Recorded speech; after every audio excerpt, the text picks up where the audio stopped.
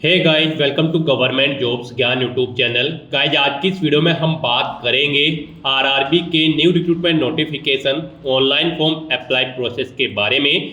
जी हाँ दोस्तों, railway recruitment board ने यहाँ पर ग्रुप डी के 32,438 खाली पदों को भरने के लिए नोटिफिकेशन रिलीज कर दिया है।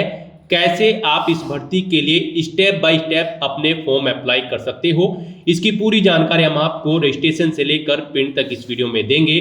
बस आपको इस वीडियो को स्किप किए बिना शुरू से लेकर एंड तक देखना है। उसके बाद वीडियो पसंद आए तो इसे लाइक और शेयर कर दें। चैनल पर नए हो तो इसे सब्सक्राइब कर लें। साथ ही साथ दोस्तों, आपको फॉर्म अप्लाई करते हुए जो जो भी प्रॉब्लम फेस हो रही है उन सभी का हल आपको इस वीडियो में मिल जाएगा। हम आपको ये भी बताएंगे कि कौन सी वो कॉमन मिस्टेक है जिसे करने से आपके एप्लीकेशन फॉर्म रिजेक्ट हो सकते हैं।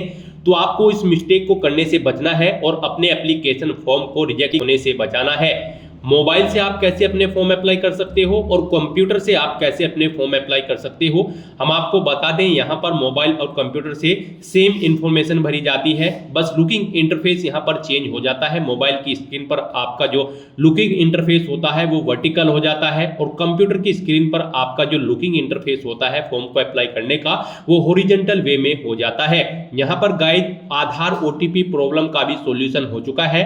अब कैंडिडेट को यहाँ पर आधार ओटीपी प्रॉब्लम नहीं हो रही है। कैसे ये सॉर्ट आउट हुई है इसकी पूरी जानकारी भी आपको इस वीडियो में देंगे।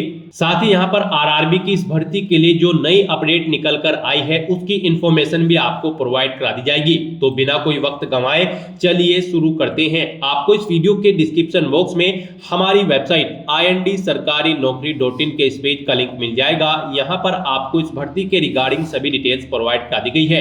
रेलवे रिक्रूटमेंट बोर्ड आरआरबी ने ग्रुप डी के 32,438 खाली पदों को भरने के लिए नोटिफिकेशन रिलीज किया है। नोटिफिकेशन नंबर है 8/2024। इन पोस्ट के लिए आपसे एप्लीकेशन फॉर्म यहां पर इनवाइट किए गए हैं, जैसे कि pointsman B, assistant, track maintainer. यहां से आप पोस्ट के नाम और नंबर ऑफ वैकेंसी चेकआउट कर सकते हो। आप 22 फरवरी 2025 तक अप्लाई कर सकते हो। गाइस, यहां पर लगभग एक सप्ताह का समय आपके पास है। आप जल्द से जल्द अपने फॉर्म अप्लाई कर ले। यहां पर आधार ओटीपी प्रॉब्लम का भी सॉल्यूशन अब कर दिया गया है आरआरबी की तरफ से। 10वीं पास कैंडिडेट या फिर आईटीआई पास या फिर जिनके पास नेशनल अप्रेंटिसशिप सर्टिफिकेट है वो कैंडिडेट अप्लाई कर सकते हैं। ऑल इंडिया से आप ऑनलाइन अप्लाई कर सकते हो। उसके लिए आपको इस पेज को नीचे स्क्रॉल डाउन करके इंपोर्टेंट लिंक सेक्शन में आना है। ऑफिशियल नोटिफिकेशन पीडीएफ लिंक पर क्लिक करना है। इस भर्ती के नोटिफिकेशन को ओपन कर लेना है और इसमें से आपको पूरी डिटेल रीड कर लेनी है। पूरी डिटेल रीड करने के बाद आपको अप्लाई करना है। अप्लाई करने के लिए भी आपको हमारी वेबसाइट के इसी पेज पर ही अप्लाई ऑनलाइन का ये लिंक दिया गया है। जैसे ही आप इस लिंक पर क्लिक करेंगे तो आपके सामने यहाँ पर आरआरबी का ये ऑफिशियल पोर्टल ओपन होगा। गाइस, यहाँ पर आपको अप्लाई के स्टेप पर अपना कर्सर लाना है। आपने पहले से अगर अकाउंट क्रिएट कर रखा है या फिर आपने आरआरबी की किसी भर्ती के लिए पहले भी अप्लाई कर रखा है तो आपको ऑलरेडी हैव एन अकाउंट इस ऑप्शन पर क्लिक करना है। उसके बाद आपके सामने इस तरह से इंटरफेस ओपन होगा। यहाँ पर आपको अपना मोबाइल नंबर या ईमेल एड्रेस एंटर करनी है। अपना पासवर्ड आपको एंटर करना है। ये I am not a robot इस चेकबॉक्स को ओके करना है और फिर आपको लॉगिन की टैब पर क्लिक करके अपने डैशबोर्ड में लॉगिन कर लेना है और फिर वहां से आपको अपना फॉर्म अप्लाई करना है। और अगर आप इस भर्ती के लिए फर्स्ट टाइम अप्लाई करने जा रहे हो या फिर आरआरबी की किसी भी भर्ती के लिए फर्स्ट टाइम अप्लाई करने जा रहे हो तो आपको अप्लाई की स्टेप पर अपना कर्सर लाने के बाद क्रिएट एन अकाउंट इस ऑप्शन पर क्लिक करना है। उसके बाद आपके सामने यहाँ पर आपका रजिस्ट्रेशन का फॉर्म ओपन हो जाएगा। अब यहाँ पर आपको अपनी बेसिक डिटेल्स प्रोवाइड कराते हुए अपना रजिस्ट्रेशन कंप्लीट कर लेना है। सबसे पहले आपको अपनी नेशनलिटी सिलेक्ट कर लेनी है। उसके बाद यहाँ पर आपको अपना फुल नेम एंटर करना है अपनी 10वीं की मार्कशीट के अकॉर्डिंग। उसके बाद उसे आपको रिटाइप कर देना है। जो नाम आपने पहले एंटर किया है उसे ही यहाँ पर सेम रिटाइप कर देना है। फिर आपसे पूछा गया है कि क्या आपने कभी अपना नाम चेंज किया है। अगर किया है तो आप यस ऑप्शन सेलेक्ट करें और फिर I understand and I agree इस ऑप्शन पर क्लिक करें। फिर आप अपना चेंज नेम दें, उसे रिटाइप करें। और अगर आपने कभी अपना नाम चेंज नहीं किया है तो यहाँ पर आप नो ऑप्शन सेलेक्ट कर लें। फिर यहाँ पर आपको अपनी डेट ऑफ बर्थ इस कैलेंडर में से सेलेक्ट करनी है। उसे एक बार फिर से यहाँ पर आपको टाइप कर देना है। पहले DD फिर MMYY फॉर्मेट में, यानी कि पहले डे फिर मंथ और फिर ईयर। उसके बाद यहाँ पर आपको अपना जेंडर सेलेक्ट करना है। जेंडर को आपको रीसेलेक्ट करना है, आपको अपने फादर का नाम यहाँ पर एंटर करना है, फादर का नाम भी आपको फिर दोबारा से रिटाइप कर देना है, फिर आपको अपनी मदर का नाम यहाँ पर एंटर करना है, उसे भी रिटाइप कर देना है। उसके बाद यहाँ पर आपको अपनी कॉन्टैक्ट डिटेल प्रोवाइड करानी है, यहाँ पर आपको अपना ईमेल एड्रेस एंटर करना है, फिर जनरेट ईमेल ओटीपी ऑप्शन पर क्लिक करना है। आपकी ईमेल पर ओटीपी आएगा, वो ओटीपी आपको यहाँ पर एंटर करके अपनी ईमेल आईडी वेरीफाई कर लेनी है। फिर आपको अपना मोबाइल नंबर यहाँ पर एंटर करना है, फिर जनरेट ओटीपी ऑप्शन पर क्लिक करना है। एक ओटीपी आपके मोबाइल नंबर पर आएगा, वो ओटीपी आपको यहाँ पर एंटर करके अपने मोबाइल नंबर को भी वेरीफाई कर लेना है। उसके बाद यहाँ पर आपको अपना आधार कार्ड नंबर एंटर करना है। गाइस, यहाँ पर आरआरबी की भर्तियों में पार्टिसिपेट करने के लिए आपका आधार वेरिफिकेशन अब मस्ट कर दिया गया है, तो यहाँ पर आपको अपना आधार वेरीफाई कर लेना है। फिर आपको जनरेट आधार ओटीपी ऑप्शन पर क्लिक करना है। उसके बाद यहाँ पर आपके रजिस्टर्ड मोबाइल नंबर पर जिससे आपका आधार कार्ड अटैच है उस पर एक ओटीपी आएगा, वो ओटीपी यहाँ पर आपको एंटर करना है और वेरीफाई बटन पर क्लिक करके अपना आधार वेरीफाई कर लेना है। गाइस, यहाँ पर आधार ओटीपी प्रॉब्लम का भी सॉल्यूशन कर दिया गया है आरआरबी की तरफ से। अब यहाँ पर जब आप अपना आधार वेरीफाई कर रहे हैं तो जो प्रॉब्लम आपको ओटीपी में आ रही थी वो प्रॉब्लम अब यहाँ पर नहीं आ रही है। यहाँ पर सिंपली कैंडिडेट के मोबाइल नंबर पर ओटीपी आ रहे हैं और वो अपने आधार कार्ड यहाँ पर वेरीफाई कर रहे हैं। आरआरबी की तरफ से जो टेक्निकल इशू था आधार ओटीपी प्रॉब्लम का, वो यहाँ पर सॉर्ट आउट कर दिया गया है। तो अब यहाँ पर आप अपना आधार वेरीफाई करके आसानी से अपना फॉर्म अप्लाई कर सकते हो। साथ ही हम आपको बता दें कि जो लेटेस्ट अपडेट है वो ये है कि आप जल्द से जल्द अपने फॉर्म अप्लाई कर लें। केवल एक सप्ताह आपके पास यहाँ पर बाकी रह गया है। अब आप बिना कोई मिस्टेक किए हुए अपने फॉर्म अप्लाई कर लें। उसके बाद आपको इस चेकबॉक्स को ओके करना है। फिर यहाँ पर आपको अपना पासवर्ड क्रिएट करना है। पासवर्ड यहाँ पर आपका अल्फा न्यूमेरिक फॉर्मेट में होना चाहिए। मींस आपके पासवर्ड में कम से कम एक अपर केस कैरेक्टर, एक लोअर केस कैरेक्टर, एक इंटीजर नंबर और एक स्पेशल कैरेक्टर जैसे कि @ या फिर डॉलर होना चाहिए। तो इस फॉर्मेट में आपको अपना पासवर्ड क्रिएट करना है। वही पासवर्ड आपको यहाँ पर कंफर्म पासवर्ड फील्ड में एंटर करना है। उसके बाद आपको I am not a robot इस चेकबॉक्स को ओके करना है और फिर आपको preview and create an account इस ऑप्शन पर क्लिक कर देना है। उसके बाद आपका अकाउंट क्रिएट हो जाएगा। फिर आपको इस पेज को ऊपर स्क्रॉल करके लॉग इन हियर इस ऑप्शन पर क्लिक करना है और यहाँ पर आपको अपना मोबाइल नंबर या फिर ईमेल एड्रेस एंटर करना है। अपना पासवर्ड आपको एंटर करना है जो आपने अभी अभी क्रिएट किया है और फिर आपको I am not a robot इस चेकबॉक्स को ओके करना है और लॉगिन की स्टेप पर क्लिक करके अपने डैशबोर्ड में लॉगिन कर लेना है। लॉगिन करने के बाद आपका डैशबोर्ड कुछ इस तरह से शो होगा। इसमें आपको ऑनलाइन एप्लीकेशन की टैब पर क्लिक कर देना है। उसके बाद यहाँ पर आपके सामने कुछ इस तरह से इंटरफेस ओपन होगा। अब यहाँ पर आपको CN 8/2024 various post in level 1 of 7 CPC पे मैट्रिक्स के सेक्शन में आना है। यहाँ पर ये ग्रुप डी की 32,438 पोस्ट के लिए वैकेंसी है। तो यहाँ पर आकर आपको सबसे पहले अपना कोई बोर्ड सेलेक्ट कर लेना है जिस बोर्ड में आप अप्लाई करना चाहते हैं। तो यहाँ पर आप अपना बोर्ड सेलेक्ट करने के बाद इस चेकबॉक्स को ओके करें और फिर नेक्स्ट ऑप्शन पर क्लिक कर दें। नेक्स्ट आपके सामने आपका एप्लीकेशन फॉर्म ओपन हो जाएगा। यहाँ पर कुछ चीज़ें आपकी ऑटोमेटिकली फिल कर ली गई है आपकी रजिस्ट्रेशन डिटेल से जो आपने रजिस्ट्रेशन में प्रोवाइड कराई थी। अब यहाँ पर आपको अपना मैरिटल स्टेटस सेलेक्ट करना है, अपना रिलीजन सेलेक्ट करना है, अपनी मातृभाषा आपको सेलेक्ट कर लेनी है। फिर यहाँ पर एग्जामिनेशन आप किस लैंग्वेज में चाहते हैं वो भाषा आप सेलेक्ट करें। फिर आपकी बॉडी पर कहीं कोई कट या तिल का निशान है तो उस पैलेस का नाम एंटर कर दें। फिर आप एक और पैलेस का नाम एंटर कर सकते हैं अगर आपकी बॉडी पर एक से ज़्यादा जगह कोई चिन्ह है। अगर नहीं है तो यहाँ पर आप नो मार्क एंटर कर दें। उसके बाद यहाँ पर आपको अपनी कम्युनिटी सेलेक्ट कर लेनी है। फिर यहाँ पर आपको अपनी कास्ट का नाम एंटर करना है। अपना अगर आप रिजर्व कैटेगरी से बिलोंग करते हो तो यहाँ पर आपको अपना कम्युनिटी सर्टिफिकेट नंबर एंटर करना है। फिर आपको ये सर्टिफिकेट किसने प्रोवाइड कराया है उस पोस्ट की डेजिग्नेशन की अथॉरिटी का नाम आपको सिलेक्ट कर लेना है। फिर कौन से स्टेट में इशू हुआ है वो स्टेट आपको सिलेक्ट कर लेना है। कम्युनिटी सर्टिफिकेट आपका किस डेट को इशू हुआ है वो डेट आपको कैलेंडर में से सिलेक्ट कर लेनी है। फिर यहाँ पर आपसे पूछा गया है कि क्या आप रेलवे की इस एग्जाम के लिए फ्री ट्रेवल पास चाहते हैं। अगर चाहते हैं तो यस करें, नहीं तो नो ऑप्शन सेलेक्ट करें। फिर अपने नियरेस्ट रेलवे स्टेशन का नाम आप एंटर करें। फिर यहाँ पर आपको अपना कास्ट सर्टिफिकेट अपलोड कर देना है। आप अपलोड डॉक्यूमेंट ऑप्शन पर क्लिक करें, फाइल को सिलेक्ट करें और उसे यहाँ पर अपलोड कर दें। आपकी फाइल का मैक्सिमम साइज 500 KB रखा गया है। PDF फॉर्मेट में आपकी फाइल होनी चाहिए। उसके बाद यहाँ पर आपको अपना एड्रेस की डिटेल देनी है। आप अपना प्रेजेंट एड्रेस एंटर करें, फिर परमानेंट एड्रेस एंटर करें और अगर आपका परमानेंट एड्रेस आपके प्रेजेंट एड्रेस के अकॉर्डिंग सेम है तो यहाँ पर आप इस चेकबॉक्स को ओके कर दें। ऑटोमेटिकली आपका परमानेंट एड्रेस आपके प्रेजेंट एड्रेस के अकॉर्डिंग फिल हो जाएगा। इस तरह से अपनी सभी डिटेल्स फिल आउट करने के बाद अब आपको सेव के इस बटन पर क्लिक करना है। अपनी सभी डिटेल्स सेव कर देनी है और फिर आपको नेक्स्ट बटन पर क्लिक कर देना है।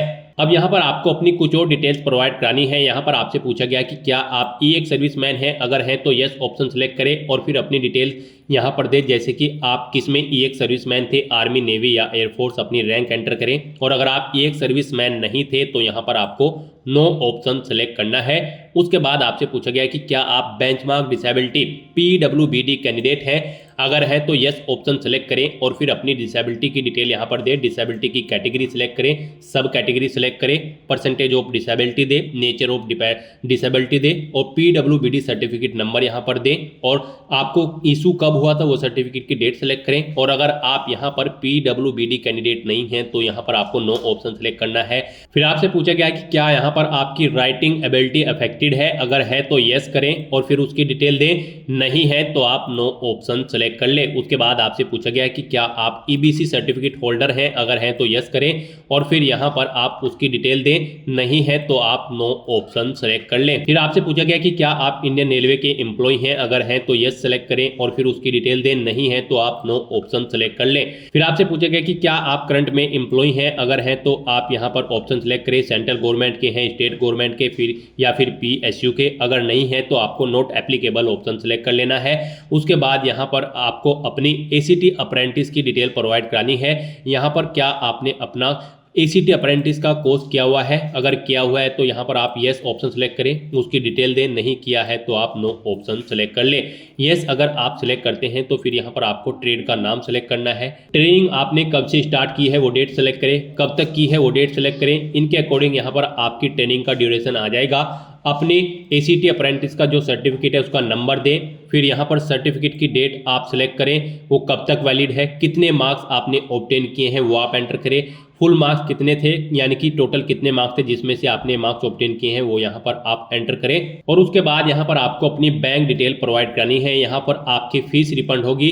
गाइज यहाँ पर अगर आप अनरिजर्व OBC कैंडिडेट हैं तो यहाँ पर आपको 500 रुपये फीस जमा करानी होगी, 400 रुपये रिफंड कर दिए जाएंगे। SC ST PWD women candidate को 250 रुपये फीस जमा करानी होगी, पूरी की पूरी फीस उनकी यहाँ पर रिफंड कर दी जाएगी। तो यहाँ पर अब आपको अपनी बैंक डिटेल प्रोवाइड करानी है फीस रिफंड के लिए। यहाँ पर आप अपना अकाउंट होल्डर का नाम दे, फिर आप अपना बैंक अकाउंट नंबर एंटर करें, उसे कंफर्म कर ले, अपने बैंक का IFSC कोड एंटर करें और फिर यहाँ पर IFSC कोड के अकॉर्डिंग आपके बैंक का नाम और एड्रेस ऑटोमेटिकली यहाँ पर फिल हो जाएगा। इस तरह से अपनी सभी डिटेल्स फिल करने के बाद आपको सेव के इस बटन पर क्लिक करना है, अपनी सभी डिटेल सेव कर देनी है और फिर आपको नेक्स्ट ऑप्शन पर क्लिक कर देना है। नेक्स्ट यहाँ पर आपको अपनी एजुकेशनल क्वालिफिकेशन की डिटेल देनी है। गाइज RRB ग्रुप डी की इस भर्ती में पार्टिसिपेट करने के लिए आपका 10वीं क्लास पास आउट होना जरूरी है या फिर आपका ITI पास आउट होना जरूरी है या फिर इसके इक्विवेलेंट आपका नेशनल अप्रेंटिसशिप सर्टिफिकेट NAC जो कि ग्रांटेड हो NCVT से, वो किया होना जरूरी है इस भर्ती में पार्टिसिपेट करने के लिए। तो यहाँ पर आपको अपनी 10वीं क्लास की डिटेल सबसे पहले फिल करनी है। यहाँ पर आप मैट्रिकुलेशन SLC ऑप्शन सेलेक्ट करें, स्टेट सेलेक्ट करें, अपना डिस्ट्रिक्ट सेलेक्ट करें, बोर्ड का नाम दें, उसके बाद कब आपने पास आउट की है अपनी 10वीं क्लास वो डेट सेलेक्ट करें, अपना रोल नंबर एंटर करें और फिर यहाँ पर आप अपने 10वीं क्लास के सर्टिफिकेट का सीरियल नंबर एंटर कर दें। उसके बाद यहाँ पर आपको अपडेट किस बटन पर क्लिक करके अपनी डिटेल ये अपडेट कर देनी है, अगर आपने पहले से अपनी 10वीं क्लास की डिटेल यहाँ पर प्रोवाइड करा रखी है। नहीं तो यहाँ पर आप क्वालिफिकेशन में सिलेक्ट करके मैट्रिकुलेशन/SSLC सेम यही डिटेल प्रोवाइड करा सकते हो। और अगर आपने ITI भी कर रखी है तो आप ITI ऑप्शन सेलेक्ट करें और फिर आप ऐसे ही यहाँ पर अपनी ITI की डिटेल प्रोवाइड करा सकते हो। सबसे पहले यहाँ पर आपको ट्रेड सेलेक्ट करनी है, स्टेट सेलेक्ट करना है अपना, उसके बाद यहाँ पर आपको अपना डिस्ट्रिक्ट सेलेक्ट करना है, फिर यहाँ पर आपको इंस्टीट्यूट का नाम देना है जिससे आपने अपनी ITI कंप्लीट की है, कब पास आउट की है वो डेट सेलेक्ट करें, सर्टिफिकेट इशू आपको NCVT से हुआ है या फिर SCVT से ऑप्शन सेलेक्ट करें, फिर आप अपने सर्टिफिकेट का टाइप सेलेक्ट करें। उसके बाद यहाँ पर ऐड के इस बटन पर क्लिक करें, अपनी ITI की डिटेल्स आप ऐड कर दें। इस तरह से आपकी ITI की डिटेल ऐड हो जाएगी। और अगर आपने यहाँ पर NAC सर्टिफिकेट अप्रेंटिसशिप सर्टिफिकेट किया हुआ है तो यहाँ पर आप NAC ऑप्शन सेलेक्ट करें, फिर यहाँ पर आप अपनी ट्रेड सेलेक्ट करें, स्टेट सेलेक्ट करें, फिर आप अपना डिस्ट्रिक्ट सेलेक्ट करें। डिस्ट्रिक्ट सेलेक्ट करने के बाद यहाँ पर आप इंस्टीट्यूट का नाम दें जिससे आपने ये सर्टिफिकेट किया है, कब किया है वो डेट सेलेक्ट करें, सर्टिफिकेट इशू आपको NCVT से हुआ होगा तो ये आप ऑप्शन सेलेक्ट करें। सर्टिफिकेट का टाइप आप सिलेक्ट करें NAC और फिर ऐड के इस बटन पर क्लिक करके अपने सर्टिफिकेट की डिटेल को भी आप ऐड कर दें। इस तरह से अपनी क्वालिफिकेशन की डिटेल ऐड करने के बाद अब आपको नेक्स्ट ऑप्शन पर क्लिक करना है। उसके बाद आपके सामने यहाँ पर कुछ इस तरह से इंटरफेस ओपन होगा। अब यहाँ पर आपको अपना फोटो और सिग्नेचर अपलोड करने हैं। गाइस यहाँ पर आपका फोटो 50 KB से 100 KB के बीच में होना चाहिए। यहाँ पर इसकी हाइट 320 पिक्सल और विड्थ 240 पिक्सल होनी चाहिए और सिग्नेचर भी आपके यहाँ पर 30 KB से 50 KB के बीच में होने चाहिए। इनकी हाइट 60 पिक्सल और विड्थ 140 पिक्सल होनी चाहिए। ये डॉक्यूमेंट आपके JPG या फिर JPEG फॉर्मेट में होने चाहिए। यहाँ पर अगर आपका फोटो और सिग्नेचर बड़े या छोटे हैं तो आप गूगल में जाकर इमेज रिसाइजर का कोई भी वेबसाइट ओपन करके उसमें अपने डॉक्यूमेंट यहाँ पर आप ओके कर सकते हो और फिर उन्हें यहाँ पर आप अपलोड कर सकते हो। अपलोड करने के लिए आपको यहाँ पर ब्राउज के इस बटन पर क्लिक करना है और फाइल को सिलेक्ट करना है और उसे यहाँ पर आपको 1 बाय 1 करके अपना फोटो सिग्नेचर अपलोड कर देने हैं। गाइस इस सेक्शन में आपको दी गई गाइडलाइंस के अकॉर्डिंग अपने फोटो और सिग्नेचर अपलोड करने हैं, अदरवाइज यहाँ पर आपका एप्लीकेशन फॉर्म रिजेक्ट हो सकता है। जैसा कि हमने स्टार्टिंग में ही बताया था कि कौन सी वो कॉमन मिस्टेक है जिसे करने से आपके एप्लीकेशन फॉर्म रिजेक्ट हो सकते हैं, तो इसी सेक्शन की वो मिस्टेक है। इस सेक्शन में अगर आप मिस्टेक करोगे, दी गई गाइडलाइन के अकॉर्डिंग अगर आप अपने डॉक्यूमेंट अपलोड नहीं करोगे फोटो और सिग्नेचर, तो आपका एप्लीकेशन फॉर्म यहाँ पर रिजेक्ट हो सकता है।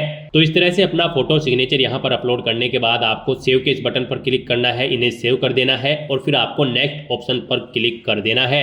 नेक्स्ट आपके सामने कुछ इस तरह से इंटरफेस ओपन होगा। यहाँ पर आप जिस पोस्ट के लिए एलिजिबल हैं आपको यहाँ पर वो शो कर दी गई है। मान लीजिए आप यहाँ पर किसी और पोस्ट के लिए अप्लाई करना चाहते हैं तो फिर आपको अपना RRB चेंज करना होगा। स्टार्टिंग में ही यहाँ पर जिस RRB को आपने सिलेक्ट किया है और आपकी एलिजिबिलिटी के अकॉर्डिंग यहाँ पर आपको पोस्ट शो कर दी गई है। आप इस पोस्ट पर एलिजिबल है अप्लाई करने के लिए। ये पोस्ट आपके RRB और एलिजिबिलिटी के अकॉर्डिंग यहाँ पर शो होगी। अगर आप और पोस्ट के लिए अप्लाई करना चाहते हैं तो फिर आपको अपना RRB चेंज करना है और अपनी क्वालिफिकेशन उसके अकॉर्डिंग देनी है, फिर आपको यहाँ पर वो पोस्ट भी शो कर दी जाएंगी। तो यहाँ पर अब आपको अपना पोस्ट सेलेक्ट कर लेनी है। यहाँ पर आप प्लस के इस बटन पर क्लिक करें और इसे इस सेकंड कॉलम में ऐड कर दें। यहाँ पर आप प्रेफरेंस भी सेट कर सकते हैं। अगर आप मल्टीपल पोस्ट यहाँ पर आपके सामने आती है तो आप उन्हें यहाँ पर जिस पोस्ट को पहले नंबर पर प्रेफरेंस देना चाहते हैं उसे पहले सिलेक्ट करें और यहाँ पर ऐड कर दे। जिसे सेकंड देना चाहते हैं उसे सेकंड नंबर पर सिलेक्ट करके इधर ऐड कर दे। तो इस तरह से आप यहाँ पर आप अपनी पोस्ट प्रेफरेंस दे सकते हैं। फिर आपको इस पेज को नीचे स्क्रॉल करना है, इस चेकबॉक्स को ओके करना है। फिर यहाँ पर आपको इस चेकबॉक्स को ओके करना है, अपना पैलेस यहाँ पर एंटर करना है और फिर आपको सेव के इस बटन पर क्लिक करके अपनी सभी डिटेल्स सेव कर देनी है और फिर आपको प्रीव्यू एप्लीकेशन इस ऑप्शन पर क्लिक कर देना है। नेक्स्ट आपको आपके एप्लीकेशन फॉर्म का पूरा प्रीव्यू शो कर दिया जाएगा। आपको सभी डिटेल्स केयरफुली चेकआउट करनी है, पेज को नीचे स्क्रॉल करना है। यहाँ पर आप अगर कोई मिस्टेक पाते हो तो आप एडिट बटन पर क्लिक करके अपने फॉर्म को एडिट कर ले, नहीं तो आपको चेकबॉक्स को ओके करना है और सबमिट बटन पर क्लिक कर देना है। फिर आपके सामने पॉपअप आएगा। यहाँ पर अगर आप अब एक बार फिर से सबमिट कर देंगे तो फिर आप यहाँ पर एडिट नहीं कर पाओगे अपने एप्लीकेशन फॉर्म में। इसका नोटिस आपको दे दिया गया है। यहाँ पर सभी चीजें ओके हैं तो आपको सबमिट बटन पर दोबारा से क्लिक कर देना है। यहाँ पर आपका एप्लीकेशन फॉर्म सक्सेसफुली सबमिट हो चुका है। अब यहाँ पर आपको अपना फीस पेमेंट करना है। फॉर्म आपका फीस पेमेंट के बाद ही कंसिडर किया जाएगा। तो यहाँ पर आपको 250 रुपये फीस के रूप में जमा कराने हैं। ये फीस का अमाउंट आपकी कैटेगरी के अकॉर्डिंग शो होगा। अगर आप अनरिजर्व OBC कैंडिडेट है तो 500 रुपये शो होगा। SC ST PWD women candidate हैं तो आपको 250 रुपये फीस के रूप में यहाँ पर जमा कराने होंगे। तो यहाँ पर अब आपको पे विद SBI ePay इस ऑप्शन पर क्लिक करना है। यहाँ पर इस चेकबॉक्स को ओके करना है, प्रोसीड बटन पर क्लिक कर देना है। उसके बाद आपको फीस पेमेंट के इंटरफेस पर डायरेक्ट कर दिया जाएगा। गाइस यहाँ पर आप debit card, credit card, net banking या फिर UPI के थ्रू अपना फीस पेमेंट कर सकते हो। UPI ऑप्शन अगर आप सेलेक्ट करते हो तो फिर यहाँ पर आपके पास अगर अपनी UPI ID है तो आप एंटर करके अपना फीस पेमेंट कर दे। अगर नहीं है तो फिर आप UPI QR ऑप्शन पर क्लिक करें। यहाँ पर आपको आपका एक QR कोड प्रोवाइड कराया जाएगा, आप उसको स्कैन करके अपना फीस पेमेंट कर सकते हैं। फीस पेमेंट करने के बाद आपका फॉर्म कंसीडर हो जाएगा। उसके बाद आप अपने डैशबोर्ड में जाकर अपने फॉर्म का स्टेटस चेकआउट कर सकते हो और उसका एक हार्ड कॉपी प्रिंट आउट ले लें फ्यूचर यूज के लिए, फ्यूचर रेफरेंस के लिए। तो दोस्तों ऐसे आप RRB ग्रुप डी 32,438 पोस्ट के लिए अपना फॉर्म अप्लाई कर सकते हो बिना कोई मिस्टेक किए हुए। आज की इस वीडियो में बस इतना ही। आई होप ये वीडियो आपको पसंद आई होगी। अगर पसंद आई हो तो इसे लाइक और शेयर करें। चैनल पर नए हो तो इसे सब्सक्राइब कर लें। Thanks for watching.